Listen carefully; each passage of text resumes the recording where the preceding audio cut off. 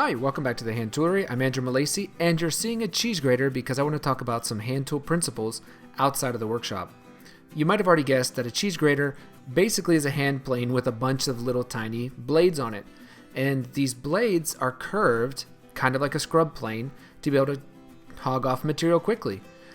This is how I basically explain hand tool woodworking to people who have never really been exposed to it before. The little curls of cheese look just like the curls of shavings that you get whenever you plane your wood.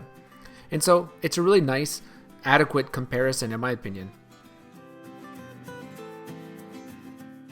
In fact, we even have a cheese grater with different depth settings, kind of like whenever you use the depth adjuster on a plane. You have a heavy set, you have a light set, then you have a real large slice off the side, and then you also have on the one side there like a grating for zesting, and it's kind of like a rasp. A potato peeler is kind of like a spoke shave, but since it's always cutting round things, the sides are never really in contact, so you're always in danger of digging too deep, which is another principle.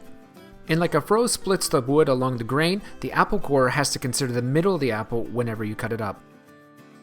And then if you've seen my video on how the CRISS-CROSS vise works, you know that I explained it using scissors because of how if you're resisting the pressing, that's how the bottom of the vise doesn't kick in. And a quick trip to the bathroom medicine cabinet shows us that the razor, it works just like a hand plane, but like on a shooting board because it doesn't dig into our skin because of the stops on either side don't cut. Not to mention, we know about grain direction because it's much more comfortable to shave one way as opposed to another. I find it really cool, all the principles we know just from our household items. And who hasn't seen a warped, mangled cutting board like this? Doesn't matter the material, we know that wood moves, especially whenever it's getting wet in the kitchen. So we can use these to explain why and how wood moves. And the last, extremely obvious thing is you got to choose the right tool, the right knife or blade. Here for bread, we use a serrated knife because it's going to remove material as it cuts rather than try and sever the material, which would mostly just crush the bread. We use different knives for different things.